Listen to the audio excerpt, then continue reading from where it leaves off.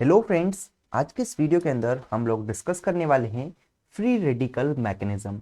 दोस्तों, previous videos के अंदर मैं आपको कुछ मैकेनिज्म के बारे में बता चुका था। जैसे कि पहले हम लोग ने बात करी थी दोस्तों केट आयोनिक मैकेनिज्म के बारे में। मैं सारी बातें आपके साथ डिस्कस किया था। फिर हमने बात करी थी दोस्तों एन आयोनिक मैकेनिज्म के बारे में। इसके बारे में भी सारी बातें मैं आपको बता चुका था। दोस्तों, इसी के अंदर तीसरी कैटेगरी जो है वो है हमारी फ्री रेडिकल मैकेनिज्म। अब आज की इस वीडियो के अंदर पूरी की पूरी बातें हम लोग फ्री रेडिकल मैकेनिज्म से करने वाले हैं। तो अगर आपने प्रीवियस वीडियोस नहीं देखी है तो उसको आप जरूर देख ले, लिंक आपको दी गई है प्लेलिस्ट की डिस्क्रिप्शन में या फिर आई बटन में। ठीक है, तो आइए स्टार्ट करते हैं बिल्कुल बेसिक से, किसका, फ्री रेडिकल मैकेनिज्म का। दोस्तों, सबसे पहला सवाल आता है कि फ्री रेडिकल मैकेनिज्म आखिर में होती क्या है। तो यहां पर बिल्कुल सी सिंपल सी डेफिनेशन आपके सामने लिखी है कि ऐसी रिएक्शन या फिर ऐसी केमिकल रिएक्शन जिसके अंदर फ्री रेडिकल्स का इन्वॉल्वमेंट हो रहा है, उस मैकेनिज्म को फ्री रेडिकल मैकेनिज्म बोलते हैं।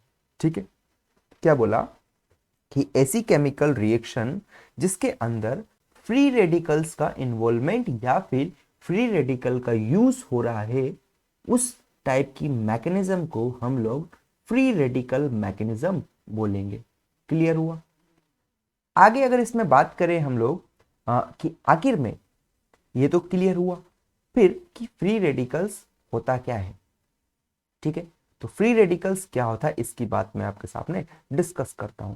दोस्तों, फ्री रेडिकल्स क्या होता है? Compounds having free unpaired electron. क्या बोला? ऐसे कंपाउंड्स जिसके अंदर फ्री अनपेयर्ड इलेक्ट्रॉन प्रेजेंट है, मतलब कि ऐसा इलेक्ट्रॉन जिसका किसी के साथ पेयर नहीं बन रहा हो। ठीक है, उसको हम लोग क्या बोलते हैं दोस्तों? फ्री रेडिकल्स कह देते हैं। क्लियर हुआ? अब ये तो बात हो गई फ्री रेडिकल्स क्या होते हैं। तो फ्री रेडिकल्स में आपको बता दिया कि ऐसे कंपाउंड्स जिसके अंदर क्या होते हैं? अनपेयर्ड इलेक्ट्रॉन्स प्रेजेंट होता है। जैसे कि मैं आपको एग्जांपल के तौर पे बताऊं, CH3, और ये हो गया मेरा फ्री रेडिकल। तो ये क्या हो गया? मेरा फ्री रेडिकल है।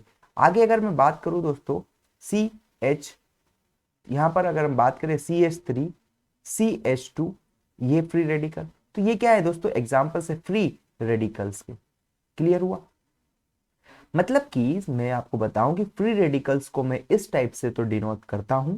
फ्री रेडिकल्स में आपके बता दिया क्या होता है? ऐसे कंपाउंड्स जिसके अंदर फ्री अनपेयर्ड इलेक्ट्रॉन प्रेजेंट होता है।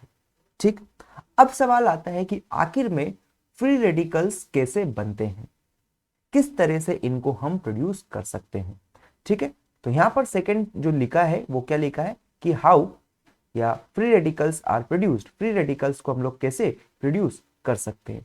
दोस्तों, तो मैं यहां पर आपको बता देता हूं फ्री रेडिकल्स को प्रोड्यूस करने का तरीका। इसको हम एक्सट्रैक्ट, मतलब कि किसी भी ऑर्गेनिक मॉलिक्यूल से, क्या बोल रहा हूं मैं?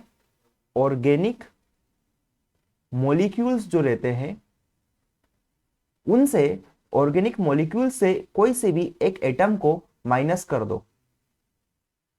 मतलब कि ऐसा बोलना चाह रहा हूं कि फ्री रेडिकल्स जो रहता है वो कैसे बनेगा? किसी भी ऑर्गेनिक मॉलिक्यूल्स से अगर मैं एक एटम निकाल देता हूं, तो वहां से जो ऑब्जर्वेशन या जो चीज मुझे मिलेगी वो मेरा कैसा हो जाएगा? वो प्रोडक्ट क्या होता है? मेरा फ्री रेडिकल्स होता है। ठीक है, मेरे ख्याल से कोई दिक्कत नहीं होगी। अब बात आती है कि आखिर में इस एटम को हम लोग कैसे निकालेंगे। तो दोस्तों, एटम को हम किसकी मदद से निकाल सकते हैं? इसको निकाल सकते हैं डिसोसिएशन की मदद से, डिसोसिएशन की मदद से। ठीक है, की मदद से। मतलब कि मान लो मेरे पास कोई एक कंपाउंड था CH, ये बॉन्ड था। दोस्तों, ये बॉन्ड था, तो मैं क्या करूंगा? यहाँ पर एक एनर्जी प्रोवाइड कराऊंगा जिससे कि ये बॉन्ड मेरा क्या हो जाएगा? टूट जाएगा। अब ये बॉन्ड अगर मेरा टूटेगा तो मुझे यहाँ से एक इस टाइप का फ्री रेडिकल्स देखने को मिलेगा। तो मैं क्या कह सकता हूँ कि कैसे मैं फ्री रेडिकल्स प्रोड्यूस करा रहा हूँ, मैं फ्री रेडिकल्स प्रोड्यूस कराता हूँ with the help of dissociation energy, या बॉन्ड को तोड़कर मैं वहां पर फ्री रेडिकल्स बना रहा हूँ। जैसे कि मैं आपको और अच्छे से क्लियरिटी यहाँ पर प्रोवाइड कराने की कोशिश करता हूँ। मान लेता हूँ मेरे पास कोई एक कंपाउंड था ए, और ये एक कंपाउंड था मेरा। इस कंपाउंड को मैं क्या कर रहा हूं, यहां पर h nu that is sunlight provide करा देता हूं, या फिर इसको मैं हीट कर रहा हूं। ठीक है, तो क्या होगा, यहां पर ये जो बॉन्ड है ये बॉन्ड मेरा ब्रेक हो जाएगा। ये बॉन्ड मेरा ब्रेक होगा तो यहां से मुझे एक ए फ्री रेडिकल मिलेगा, साथ में एक मुझे बी फ्री रेडिकल मिलेगा। ठीक है, मतलब कि मैं इस बॉन्ड को क्या कर रहा हूं, एनर्जी प्रोवाइड कर रहा हूं। तो एनर्जी अगर सफिशिएंट अमाउंट में मैं प्रोवाइड कर दूंगा तो ये जो ए और बी एलिमेंट के बीच में जो बॉन्ड था वो बॉन्ड ब्रेक हो जाएगा, और ये जो इलेक्ट्रॉन जो कि यहाँ पर बॉन्ड बनाकर बैठा था वो इलेक्ट्रॉन फ्री हो जाएगा, और फ्री होने के बाद ये एक फ्री रेडिकल ये बन गया, और एक फ्री रेडिकल मेरा ये बन गया। क्लियर हुआ? ये मेरी स्टेप फर्स्ट है, और इसको मैं बोल दे रहा हूं इनिशिएशन स्टेप। ठीक है, यहां तक कोई समस्या आपको नहीं रहनी चाहिए। मतलब कि ये सवाल भी आपका क्लियर हो जाना चाहिए कि फ्री रेडिकल्स कैसे बनते हैं। फ्री रेडिकल्स हम लोग या तो हीट करने पर बनाते हैं, हीट करने से बनता है, या फिर सनलाइट की प्रेजेंस में किसी भी कंपाउंड को अगर रखेंगे तो वहां पर फ्री रेडिकल्स का फॉर्मेशन होता है।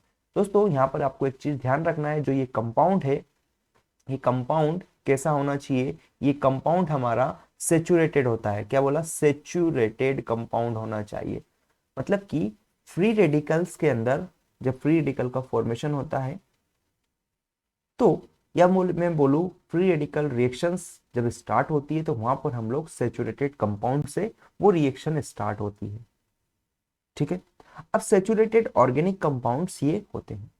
ठीक, तो यहां तक कोई समस्या आपको नहीं रहनी चाहिए। तो मैं अभी तक आपको क्या बताया, मैं अभी तक आपको ये चीज क्लियर किया कि ऐसी मैकेनिज्म जिसके अंदर फ्री रेडिकल्स का यूज हो रहा है उनको हम लोग बोल देते हैं क्या, free radical mechanism. Free radicals क्या होते हैं? ऐसे कंपाउंड जिनके अंदर फ्री इलेक्ट्रॉन्स प्रेजेंट होता है जो कि अनबॉन्डेड रह जाता है, मतलब किसी के साथ बॉन्ड नहीं बना रहे, वो फ्री रेडिकल्स होता है। फ्री रेडिकल्स कैसे बनते हैं तो वो भी मैं आपको बता दिया कि फ्री रेडिकल्स हम किसी भी मॉलिक्यूल से अंदर से अगर किसी एक एटम को एक्सट्रैक्ट कर देते हैं, कहां से? कार्बन से, तो वहां से जो रिजल्टेड कंपाउंड हमें मिलता है वो हमारा क्या हो जाएगा? फ्री रेडिकल्स हो जाता है। साथ में मैं आपको बताया कि किसी भी कंपाउंड को जब हम लोग हीट करेंगे, खासकर सेचुरेटेड कंपाउंड को जब हम लोग हीट करेंगे तो वहां से हमको फ्री रेडिकल्स देखने को मिलेगा। ठीक है, तो ये सारी चीजें आपको पता चल गई होगी। अब हम लोग आगे की बात करते हैं दोस्तों। तो यहां से आप देख सकते हैं कि जो फ्री रेडिकल मैकेनिज्म होती है दोस्तों, इसके अंदर हमको क्या होता है, एक नॉर्मल चेन टर्मिनेशन देखने को मिलता है। मैंने आपको बताया था कि एडिशन रिएक्शन के अंदर 3 स्टेप्स होती है। 3 स्टेप्स कौन कौन सी होती है वो आपको मैं अगर बताऊं तो, एक होता है मेरा चेन इनिशिएशन स्टेप, या बोले इनिशिएशन स्टेप। इनिशिएशन स्टेप होती है, दैट इज फर्स्ट स्टेप ये होती है। सेकेंड स्टेप होती है मेरी प्रोपोगेशन, या बोलो इसको chain propagation. And third step जो होती है मेरी चेन टर्मिनेशन। ठीक है, initiation step, propagation step and termination step. तो दोस्तों यहां पर क्या बोला गया है कि जो नॉर्मल चेन टर्मिनेशन है वो तो हम एक फ्री रेडिकल को इंट्रोड्यूस कराने पर करा सकते हैं, साथ में हमारे पास अलग तरीके भी है जिनसे कि हम लोग चेन को टर्मिनेट करा सके। ठीक, अब वो कौन से तरीके हैं उनकी बात हम लोग यहाँ पर करते हैं। दोस्तों हमारे पास 2 तरीके हैं। एक तरीका तो क्या है, बाय कपलिंग। ठीक है, कपलिंग क्या होता है वो मैं भी आपको बताऊंगा। दूसरा तरीका दोस्तों इसी के अंदर है हमारे पास, बाय डिसप्रोपोर्शनेशन रिएक्शन।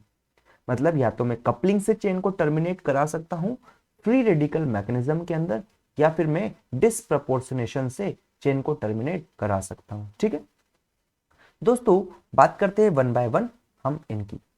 सबसे पहले मैं अगर बात करूं किसकी, कपलिंग की, तो दोस्तों कपलिंग के अंदर क्या होता है, यहां पर पॉसिबिलिटी होती है कि 2 प्रोपोगेटिंग चेन्स, क्या बोले, 2 प्रोपोगेटिंग चेन्स एक दूसरे से कोलाइड कर लेती है और वो वहां पर ज्वाइन हो जाती है, कपल हो जाती है। मान लो एक मेरी ये कोई चेन थी आपके सामने, अगर मैं आपको बताऊं एक फर्स्ट चेन मेरी ये कोई थी और सेकंड चेन मेरी ये थी, दोनों के बीच में क्या हुआ, कॉलिजन हुआ और इसका फ्री रेडिकल और इसके फ्री रेडिकल ने मिलकर एक बॉन्ड का फॉर्मेशन कर लिया और ये कंपाउंड मुझे मिल गया।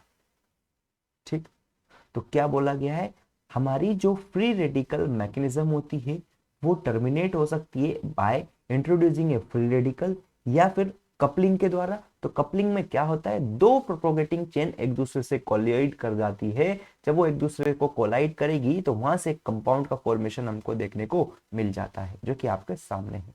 ठीक है, नेक्स्ट इसी के अंदर बोला है कि both chains are terminated and the polymer chain obtained has molecular weight more than expected.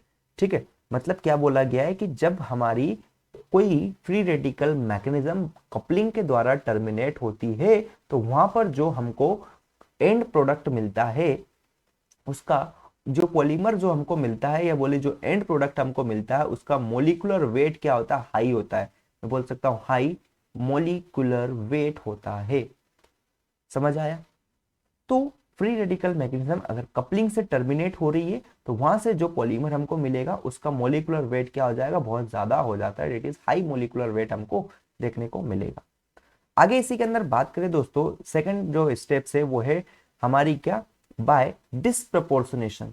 ठीक है, तो डिस्प्रपोर्शनेशन में क्या होता है दोस्तों कि हमारे पास एक चेन तो ये थी और दूसरी चेन ये थी, तो दोस्तों क्या करते हैं ये दोनों हमारे जो चेन्स होती है, तो एक चेन क्या करती है, दूसरे के हाइड्रोजन को अपने तरफ ले लेती है। मतलब कि मैं इस तरह से समझाना चाह रहा हूं, एक चेन ये थी फर्स्ट चेन, सेकंड चेन थी, तो जो फर्स्ट चेन है दोस्तों इस सेकंड चेन के हाइड्रोजन को अपनी साइड लेकर आ जाएगी। ठीक है, ये इसने इसके हाइड्रोजन को उठा के यहां से इस टाइप का पॉलीमर का फॉर्मेशन कर दिया है। और सेकंड में क्या होगा दोस्तों, अब ये हाइड्रोजन यहां से चला गया तो यहां पर एक क्या हो गया, वैकेंट बोल सकते हैं हम, फ्री इलेक्ट्रॉन हमको देखने को मिल गया। ये फ्री इलेक्ट्रॉन देखने को मिल गया तो अब क्या होगा, ये इसका फ्री इलेक्ट्रॉन ये वाला और इसका फ्री इलेक्ट्रॉन ये वाला दोनों मिलकर एक बॉन्ड बना लेंगे। तो यहां से आप देख सकते हैं ये इस टाइप का पॉलीमर देखने को मिल गया, जो कि क्या है, अनसैचुरेटेड हो गया, अनसैचुरेटेड। ठीक है, तो यहां पर यही लिखा है कि यहां पर पॉसिबिलिटी ये है कि hydrogen radicals from one propagating chain can be abstracted by another. मतलब कि ये प्रोपोगेटिंग चेन का जो हाइड्रोजन था पहली वाली प्रोपोगेटिंग चेन एक्सट्रैक्ट कर लेती है। ठीक है, and thereby terminating both the chains, और दोनों चेन क्या हो जाती है, टर्मिनेट हो जाती है। However an unsaturation is created on a chain from which H radical is being abstracted। मतलब जिस चेन से H को निकाला गया है वहां पर अनसेचुरेशन क्रिएट हो जाता है, क्योंकि वहां पर एक डबल बॉन्ड का फॉर्मेशन हो जाएगा, जो कि आप देख सकते हैं। तो मेरे ख्याल से फ्रेंड्स आपको डिस्प्रपोर्शनेशन क्लियर हुआ होगा। सीधी सीधी बात है, डिस्प्रपोर्शनेशन में आपको क्या ध्यान रखना है, डिस्प्रपोर्शनेशन में आपको यह ध्यान रखना है कि एक चेन से हाइड्रोजन हम लोग रिमूव कर लेते हैं और वो हाइड्रोजन दूसरी चेन में जाके जुड़ जाता है और वहां से हमको एक पॉलीमर देखने को मिलता है, और जिस चेन से जिस हाइड्रोजन को हमने रिमूव किया है वहां पर हमको एक अनसैचुरेशन देखने को मिलता है। ठीक है, तो फ्रेंड्स आज के इस वीडियो को यहीं कंक्लूड करता हूं, लेकिन उससे पहले मैं आपको बता देता हूं मैंने आपको क्या क्या बताया है।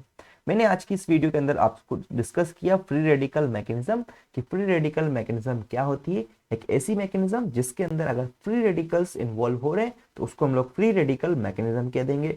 साथ में फिर मैं आपको बताया इसी के अंदर कि फ्री रेडिकल्स क्या होते हैं और फ्री रेडिकल्स कैसे बनते हैं। दोस्तों मैं क्या बताया था, फ्री रेडिकल्स हम डिस्प्रपोर्शनेशन के थ्रू बनाते हैं, या बोल सके बॉन्ड को ब्रेक करने के बाद हमको फ्री रेडिकल्स मिलते हैं।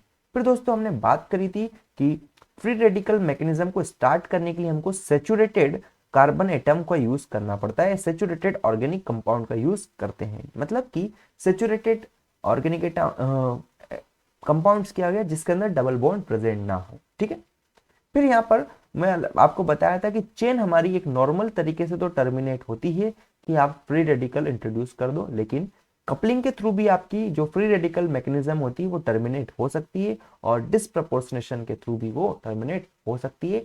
कपलिंग के थ्रू कैसे टर्मिनेट होती है वो भी मैं आपको बता दिया, और फिर डिस्प्रपोर्शनेशन के थ्रू कैसे टर्मिनेट होती है वो भी मैं बता दिया। तो आई होप ये वीडियो आपको अच्छी लगी होगी। सो अगर सब कुछ क्लियर हुआ तो लाइक करें, शेयर करें, चैनल को सब्सक्राइब करें। Thank you.